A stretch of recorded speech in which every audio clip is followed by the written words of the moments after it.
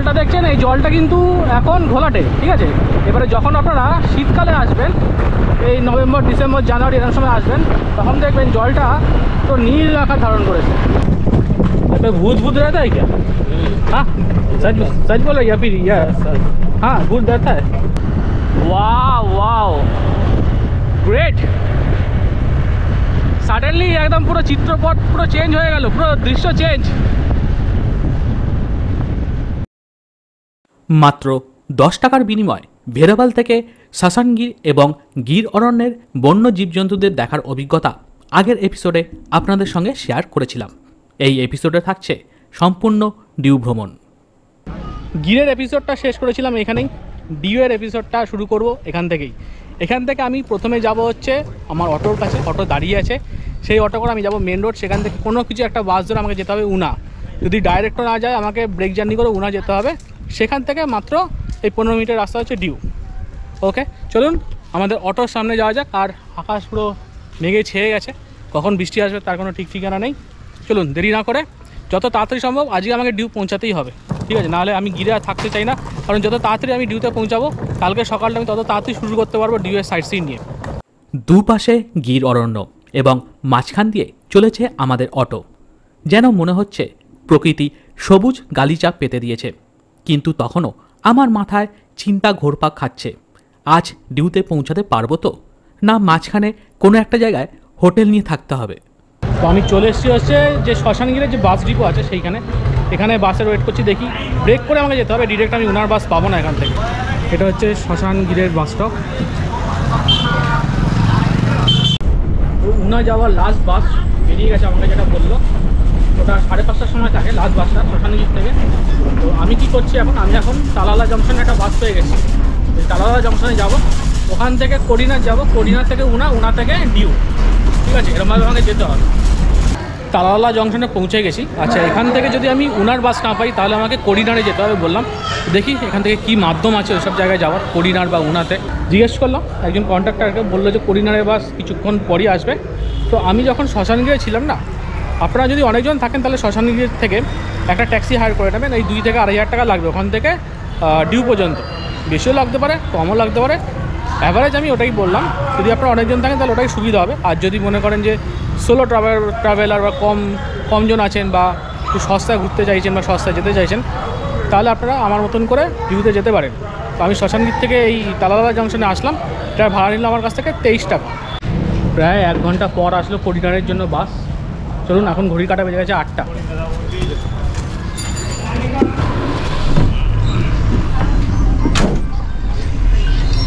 তালালা junction থেকে করিডোরের ভাড়া নিল হচ্ছে 54 টাকা। তাহলে শ্মশানগির থেকে তালালা জংশন 23 টাকা আর তালালা থেকে করিডোর 54 টাকা। এবারে করিডোর থেকে আমি যাবো হচ্ছে ডিউতে, সেটা কত নাই দেখি।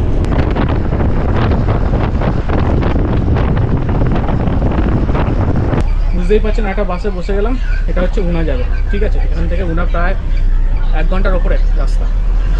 আর আমরা এই করিডোর থেকে আসলাম, করিডোর থেকে মোটামুটি এই 1 ঘন্টার মতো লাগলো, ঠিক আছে। করিডোর থেকে 1 ঘন্টা লাগলো, আর এখান থেকে উনা আরও 1 ঘন্টা রাস্তা। তালালা থেকে উনা পর্যন্ত আমার কাছে ভাড়া নিলে হচ্ছে 51 টাকা।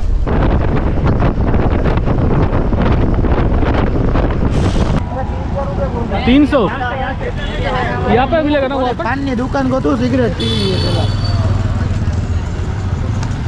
ये आप देख रहे हैं उना के टावर चौक में है। हाँ উনাতে পৌঁছে গেছি। আর এর আগেও আমি এসেছিলাম উনাতে, মানে এর আগে যখন ডিউতে এসেছিলাম তখন উনাতেই নেমেছিলাম, তখন সোমনাথ থেকে এসেছিলাম। আর আজকে এটা আমি আসছি হচ্ছে শ্মশানগির থেকে। সবই 300 টাকা বলছে এখান থেকে ডিউ।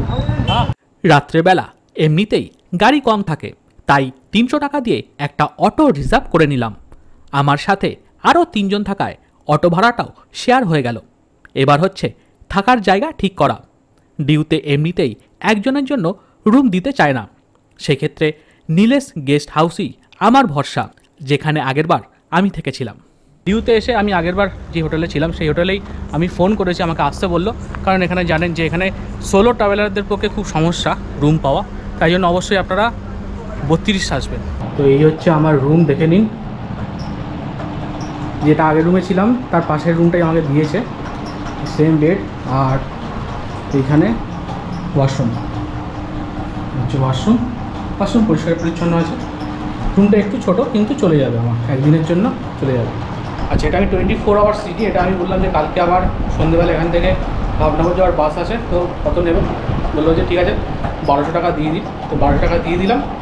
চলুন এবারে ফ্রেশ হয়ে নিয়ে কালকে সকালে আপনাদের সঙ্গে দেখা হচ্ছে, আর আপনাদের ঘুরিয়ে দেখাবো নতুন করে এই ডিউ জায়গাটাকে।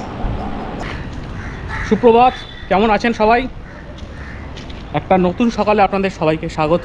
আচ্ছা, আমি বাইক ভাড়া করে নিয়েছি, আমার একটা স্কুটি ভাড়া করেছি। আমার পার ডে পড়লো হচ্ছে 500 টাকা করে, আর পেট্রোল ভাড়ালাম 150 টাকার।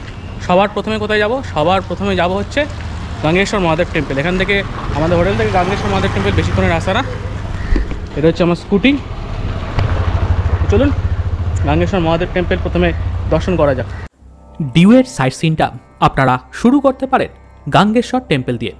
বলা হয় এই মন্দিরটি 5000 বছরেরও বেশি পুরানো।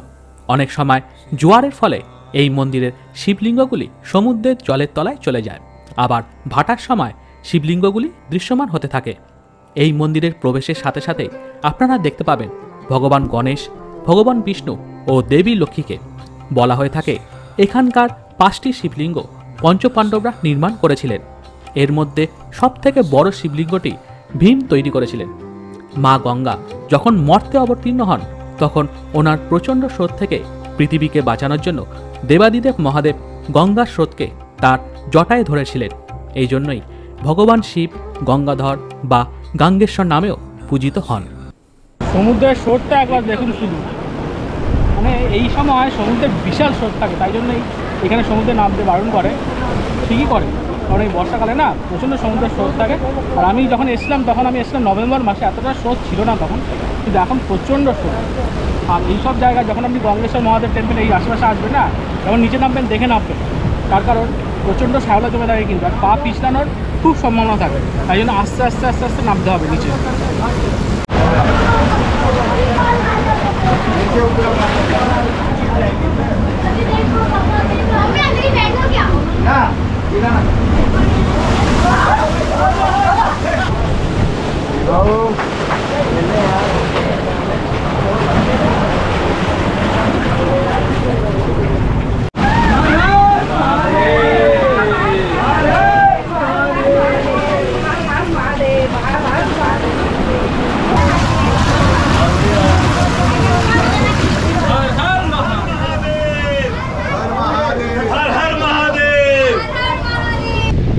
এই যে এই সমুদ্রের জল মহাদেবকে অভিষেক করছে সব সময়, কত সুন্দর একটা দৃশ্য। এটা কিন্তু এইখানে আসলে দেখা যায়। আর এরপর আমি যাব হচ্ছে কোথায়? এরপরে যাব হচ্ছে আমি ঘোগা বিচে, যেটা কিনা গুজরাটের ব্লু ফ্ল্যাগ বিচ, ডিউর ব্লু ফ্ল্যাগ বিচ। তো চলুন ওই ঘোগা বিচে যাওয়ার পর যাব হচ্ছে ডিউ ফোর্টে। আর সামনে সমুদ্র তো মানে আগের থেকে একটু বেশি উত্তাল হয়ে গেছে। এই দেখুন সমুদ্রের অবস্থা।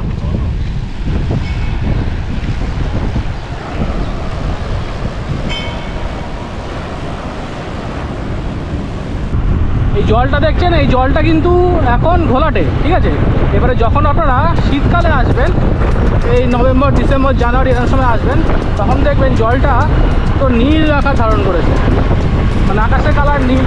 আর এই এখন কাদাটায় জলটা আছে, তখন কাদাতে থাকবে না, তখন জলটা অনেক পরিষ্কার থাকবে, তো তাই জলটা নীল দেখাবে।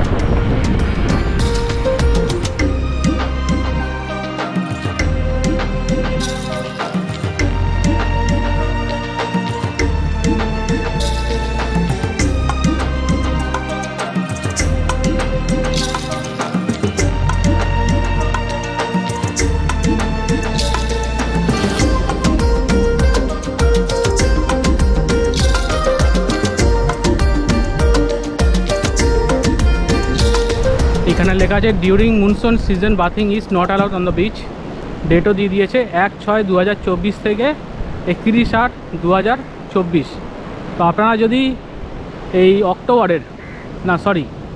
অগস্টের যদি 31 তারিখের পরে আসেন, তাহলে আপনারা স্নান করতে পারবেন এখানে। মানে 2 মাস এই বিচ অফ থাকে মনসুনের জন্য। এখানে আপাতত বিচে নামা নিষেধ, এখানে মনসুন টাইম তো, তাই জন্য বলছে যে এখানে আর কি নামা যাবে না বিচে, তো দূর থেকে ফটো তুলতে হবে। কিন্তু এখানে যে সার্মেয়রা রয়েছেন দেখুন শারমিনরা স্নান করছেন এখানে। ওটা এখন এদের সময় আর কি। জিজ্ঞেস করে আমি, একজন পুলিশওয়ালা ছিল তো জিজ্ঞেস করে নামলাম। বাহ বাহ বাহ, খালি বিচ একদম। হ্যাঁ, দারুণ দারুণ, খুব সুন্দর সুন্দর বিচ আছে কিন্তু গুজরাটে।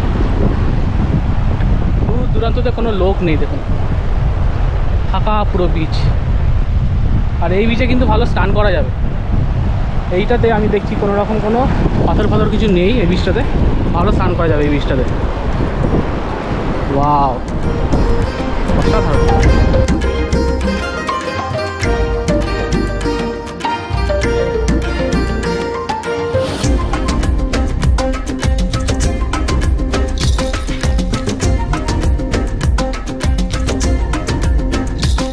ওই যে দূরে দেখতে পাচ্ছেন, ওই দূরে হচ্ছে ডিউ ফোর্টটা আছে, ওইখানে আমি যাবো এরপরে।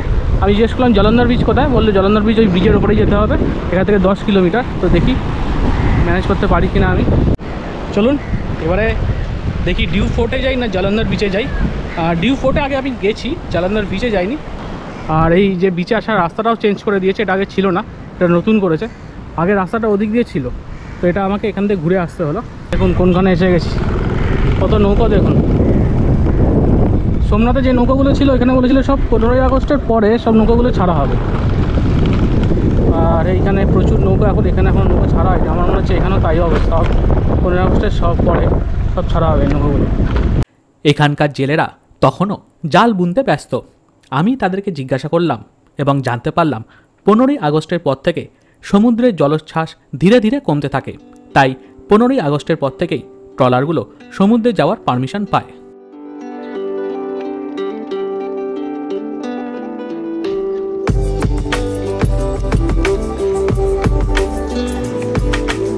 একটা জিনিস আপনাদের দেখাই, দেখুন এই যে এই সাইডে এই জিনিসগুলো দেখছেন, আমি 2 বছর আগে যখন এসেছিলাম এখানে গাছপালা ভর্তি ছিল, ঠিক আছে। এখন দেখুন এই গাছপালাগুলো কেটে কি অবস্থা হয়েছে, পুরো ফাঁকা করে দিয়েছে। আর কনস্ট্রাকশনের কাজ চলছে, জানি না কিসের কাজ হচ্ছে, কিন্তু এখানে প্রচুর গাছপালা ছিল। কি অবস্থা, মানে কীরকমভাবে গাছপালাগুলোকে কেটেছে দেখেও অবাক লাগছে। দেখুন এখানে পুরো সাফ করে দিয়েছে। বাবা, এরকমভাবে পুরো একদম প্রকৃতিকে পুরো একদম ডিসব্যালেন্স করে দিচ্ছে না মানুষরা, কি অবস্থা এখানে। আর এটা হচ্ছে ডিউ মেন মার্কেট। আপনারা যদি মার্কেট হিসাবে যদি ডিউকে ধরেন তাহলে এই জায়গাটা হচ্ছে ডিউর মেন মার্কেট। এই দেখুন সামনে একটা জাহাজ রাখা আছে, এটা যুদ্ধ জাহাজ ছিল আর কি, তো এখানে রাখা হয়েছে। এই জায়গাটা হচ্ছে ডিউর মেন মার্কেট। এখানে সব কাপড় জামা বলুন, বিভিন্ন রকমের জিনিস, বিভিন্ন রকমের সামগ্রী আপনারা পেয়ে যাবেন। ওই যে দূরে যে জাহাজটা দেখতে পাচ্ছেন, আর এই দেখুন সব এখানে নৌকাগুলো দাঁড়িয়ে আছে প্রচুর। কিন্তু আমি যা দেখলাম পুরো সাইডে গাছপালাগুলো, এই বাবা এরকমভাবে কেটে ফেলেছে, পুরো কেটে সাফ করে দিয়েছে পুরো একদম। আর এই সোজা রাস্তাটা বেরিয়ে আছে হচ্ছে ডিউ ফোর্ট আছে, ডিউ ফোর্টের ওইখানে। এই যুদ্ধ জাহাজটির নাম INS খুকরি। 2022 সালের 26শে জানুয়ারি এই যুদ্ধ জাহাজটি আনুষ্ঠানিকভাবে একটি স্মৃতিসৌধরূপে ডিউ প্রশাসনের কাছে হস্তান্তর করা হয়েছিল। Ticket counter, adult 100, child 50, no cash. দূর থেকে দেখে নিন খুকরি জাহাজকে, ভেতরে আর ঢুকছি না কারণ এখান থেকে সব কিছু দেখা যাচ্ছে। দেখুন একদম তো ভেতরে ঢুকতে দেবেন, আমি জিজ্ঞেস করলাম, এই নিচে একদম ভেতরে ঢুকতে দেবেন না, এই ওপরটাই আপনাকে এই অ্যাক্সেস করতে দেবে, এছাড়া ভেতরে ভেতরে কী আছে সেটা আপনাকে ঢুকতে দেবেন।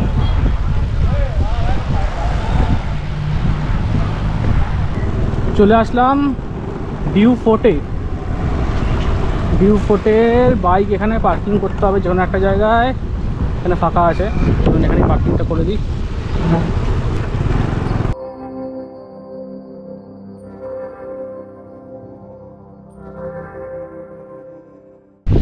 ডিউ ফোর্টে আগে যখন এসেছিলাম আমি, এই যে এই জায়গাটাতে জল ছিল না, এখন কিন্তু জল আছে। তার কারণ হচ্ছে এটা হচ্ছে বর্ষাকাল।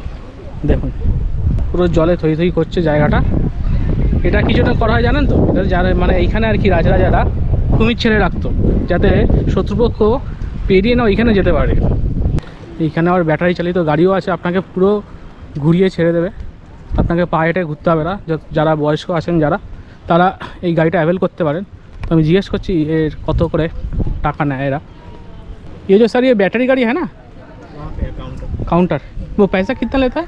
50 पर पर्सन 50 रुपये। अच्छा, এক একজনের 50 টাকা করে নিবে। ঠিক আছে, দেখি। আমি আগে পায়ে হেঁটে ঘুরেছিলাম, ব্যাটারি গাড়ি করে ঘুরে মজাই আলাদা। ভারতবর্ষে মোগল থেকে আরম্ভ করে পর্তুগিজরা তাদের সাম্রাজ্য বিস্তার করতে চেয়েছিল। এই দুর্গটি সুলতানরা নির্মাণ করলেও পরবর্তীকালে এর মালিকানা চলে যায় পর্তুগিজদের কাছে। ভারতের স্বাধীনতার পরও পর্তুগিজরা বারবার এই দুর্গের নিয়ন্ত্রণ নেওয়ার চেষ্টা করেছিল।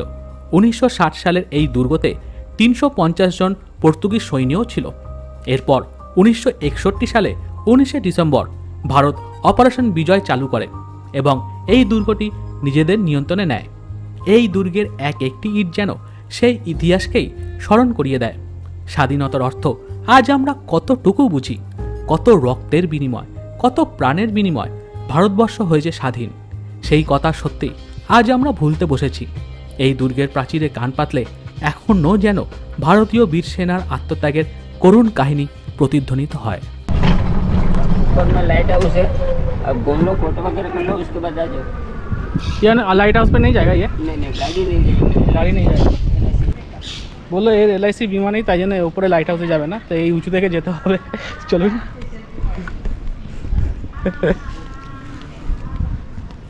LIC वालों क्या कर रहे हो, ड्यू पे आ जाओ, इन लोगों को बीमा करवाओ।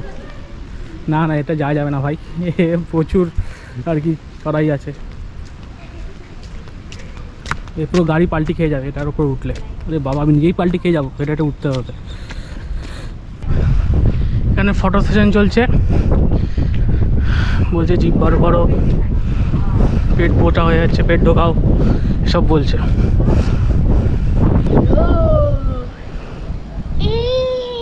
কেম છો? मजामा मजामा? हाँ কেমন আছিস ভাই? हाँ ব্যাস। कैसे हो? अच्छे हाउ आर यू? फाइन और क्या लैंग्वेज है? साउंड कैन साची सन? हिंदी और गुजराती। ओके, सन भाषा? ওকে, একটা দুটো তিনটে চারটে আমাদের তো রাখা আছে এখানে। আর এখান থেকেও একটা ছোট সিঁড়ি ওপরে উঠে গেছে।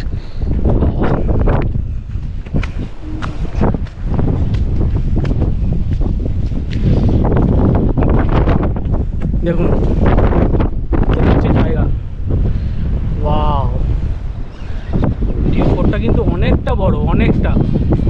আর এইসব জায়গায় কিন্তু লোকে অ্যাক্সেস করতে পারছে না এখনো। দেখুন পুরো গাছে ভর্তি হয়ে গেছে, এইসব জায়গায় লোক আসে না। ওইখানে একটা তোপ রাখা আছে, অনেকগুলো তোপ রাখা আছে ওইখানে।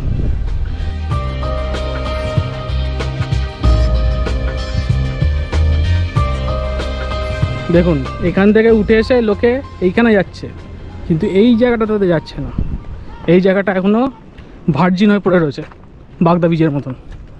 আর কি বলবো, আর কিছু মুখে আসছিল না।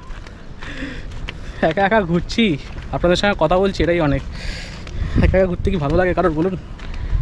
বাদুর নেই তো ভাই এখানে, সব বিভৎস জায়গা, সব রাজাদের জিনিসপত্র, বাবা সাংঘাতিক জিনিস। এখানে আবার ভেতরে কি আছে? হ্যাঁ, সাবাস, সব জায়গা রে ভাই।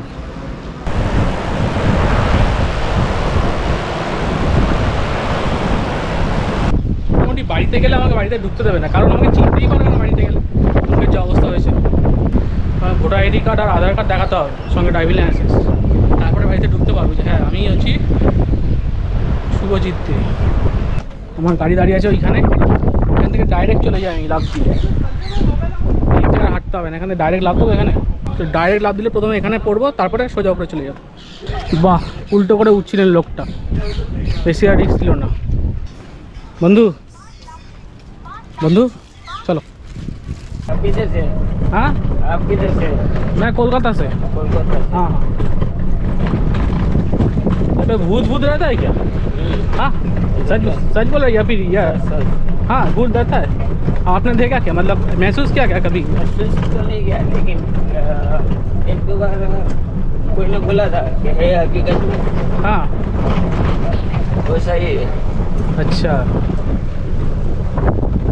চলুন পানি কোটা দেখাবো আপনাদের।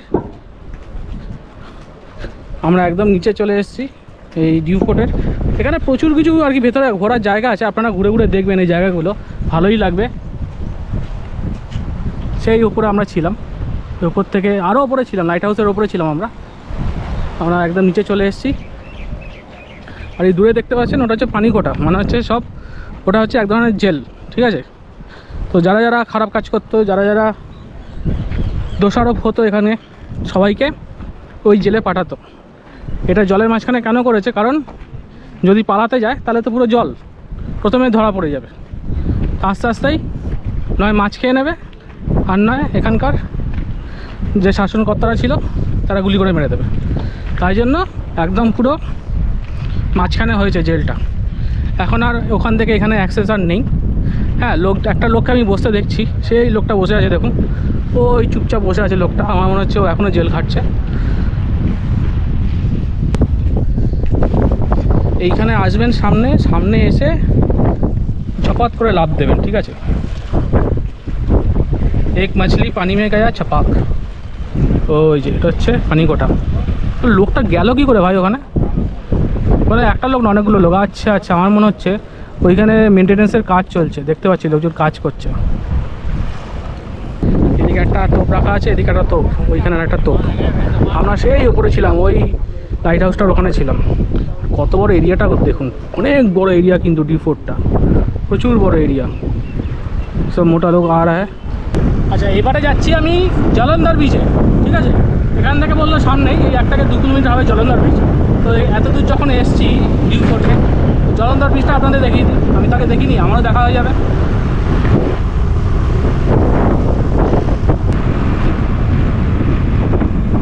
এটা হচ্ছে হেরিটেজ ওয়াকওয়ে। আচ্ছা, আমি আর এখানে আর ওয়াক করতে যাচ্ছি না, ছেলেপুলেরা ক্রিকেট খেলছে, খুবই ভালো।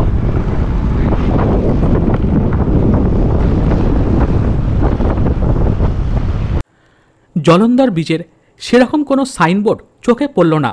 কিছু দূর গিয়েই দেখলাম 2টি কম বয়সী ছেলে বসে আছে। তাদেরকে জিজ্ঞেস করতেই জানতে পারলাম আমি এখন জলন্ধর বিচের পাশ থেকেই যাচ্ছি। भैया भाई जलंधर बीच किधर है? यही जलंधर बीच है। तो बीच कहाँ पे है? यही बीच है। अच्छा, उतरते कैसे है बीच में? गाड़ी को आप यहाँ पे डाली करो, नीचे यहाँ पे आप आराम से जा सकते। সমুদ্রের জল, বালি ও পাথরের সংমিশ্রণে এখন এই বিচটার এই হাল। বীজ বলে কিছুই নেই। একপাশে বন্য গাছপালা তাদের বিস্তার লাভ করেছে। সেরকম কোনো পর্যটকও চোখে পড়ল না। দিনের বেলা হলেও একটা গা ছমছম ব্যাপার এখানে অনুভব করলাম। সমুদ্রের তীব্র জলরাশি আছাড় খেয়ে পড়ছে এই বালুকা বেলায়, এবং তারই সাথে একে পর থেকে পথ চলা। ভ্রমণ পিপাসু বাঙালিদের কাছে গুজরাটের এই ডিউ জায়গাটা হয়ে উঠতে পারে একটি ডাইনামিক ট্যুরিস্ট স্পট। এরপরই আমার বাইক চলতে শুরু করলো নাগাঁও বিচের উদ্দেশ্যে। চলেছি আমরা এখন নাগোয়া বিচে।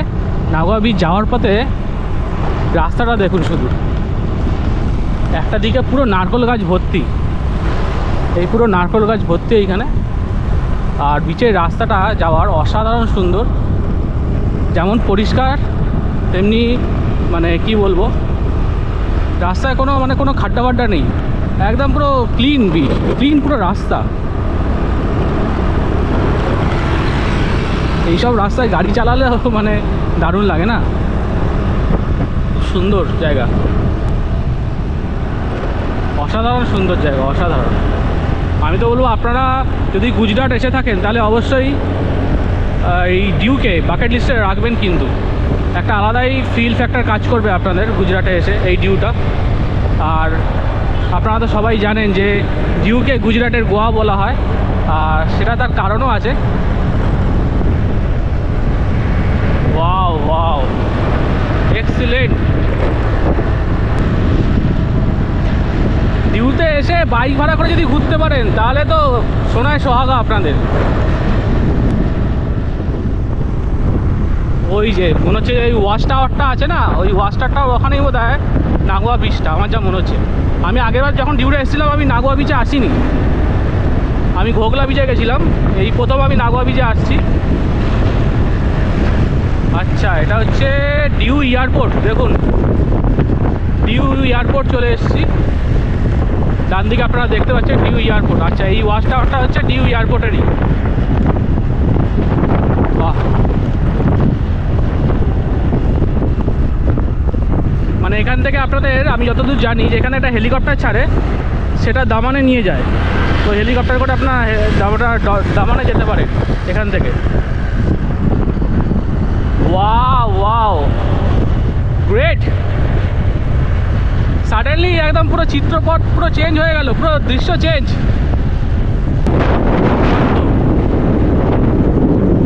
একটা আলাদাই ফিলিংস, একটা সমুদ্রের পাড়ে এরকমভাবে বাইক চালানো। আর রাস্তাটা তো একদম পুরো মাখন, কোনো কথা হবে না।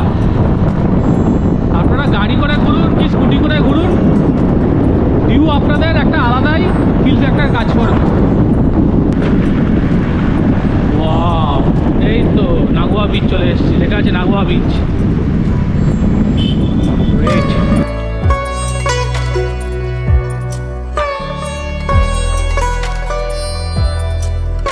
আমার এই পেছনে না অনেক খাবারের দোকান আছে।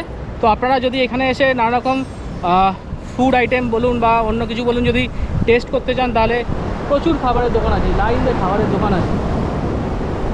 আর যেটা বলছিলাম যে এটাকে কেন গুজরাটের গোয়া বলা হয়, তার কারণ হচ্ছে যে গুজরাট তো আপনারা জানেন যে ড্রাই স্টেট, কিন্তু এটা হচ্ছে একটা ইউনিয়ন টেরিটরি ডিউটা। তো তাই জন্য এখানে আপনারা হার্ড ড্রিঙ্কস পেয়ে যাবেন।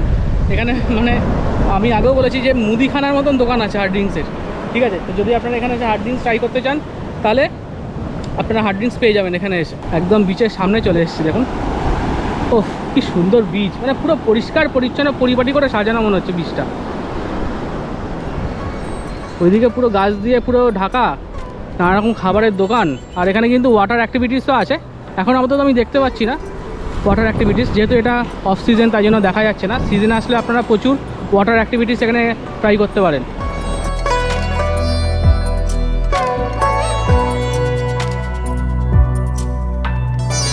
বলছি, আপনারা কোনো রঙিন ফঙিন জল খাবেন?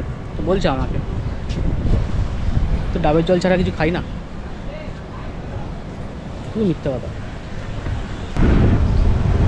যেখানে ছিলাম সেখান থেকে আর একটু এগিয়ে আসলাম, একটু জায়গাটা এক্সপ্লোর করি। ও, প্রচুর খাবারের দোকান, দেখুন চারপাশে প্রচুর খাবারের দোকান। ও হ্যাঁ, শিও।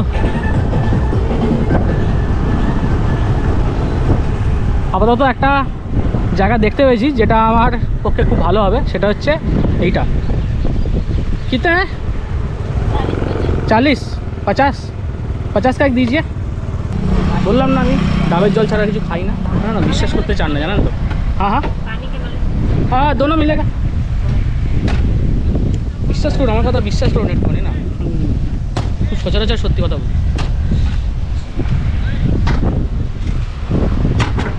এইখানে হচ্ছে আপনার সুইমিংও করা যায়, এই যে নাগুয়া বিচে নানা রকম ওয়াটার অ্যাক্টিভিটিস আছে। এছাড়া আপনারা এখানে সারাদিন সাঁতার কাটতে পারেন, সমুদ্রের জলে লাফাতে যাওয়াতে পারেন। তো সেটা হচ্ছে অক্টোবর মাস থেকে শুরু হবে। ঠিক আছে, তো এই জন্যই বলা হয় যে গুজরাট হচ্ছে আপনারা আসুন নভেম্বর, ডিসেম্বর, জানুয়ারি, এটা হচ্ছে বেস্ট টাইম গুজরাট আসার পক্ষে।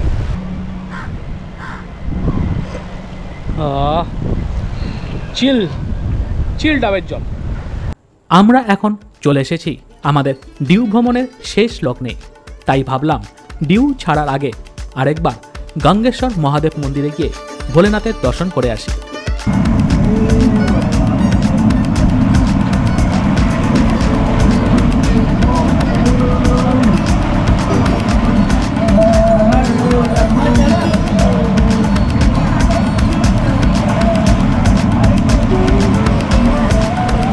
তাহলে আসলাম, আবার একটা নতুন গল্পর সূচনা হতে শুরু করেছে, কারণ এই গল্পটা শেষ হলো, তাই তো। ডিউর গল্পটা আমরা এখানেই শেষ করলাম। এবার থেকে শুরু হবে হচ্ছে ভাবনগরের গল্প। আমি হোটেলে যাব, হোটেলে গিয়ে ভাবনগরের জন্য বাস ধরবো। আমি জিএসআরটিসির অলরেডি এই অ্যাপ থেকে আমি টিকিট বুক করে নিয়েছি। আমার বাস হচ্ছে 6:30টার সময়, ওই 5 ঘন্টা 16 মিনিট লাগবে। 11:45 টাকা কখন দেখাচ্ছে ওইখানে ভাবনগরে। চলুন, সবাই খুব ভালো থাকবেন, সবাই সুস্থ থাকবেন। দেখা হচ্ছে খুব শীঘ্রই আপনাদের সঙ্গে পরবর্তী এপিসোডে। Tata, by. একটা ট্রাভেল ভিডিওতে প্রাণ প্রতিষ্ঠা করতে প্রচুর পরিশ্রম করতে হয়। তাই আপনাদের কাছে বিশেষ অনুরোধ করব, আমার ভিডিওতে একটা কমেন্টস এবং নিকটবর্তী লোকজনের সঙ্গে ভিডিওটি যদি শেয়ার করেন তাহলে একটু হলেও আমার কষ্ট লাঘব হয়। সবাই খুব ভালো থাকবেন, সবাই খুব সুস্থ থাকবেন। দেখা হচ্ছে নিষ্কলঙ্ক মহাদেব মন্দিরের পথে।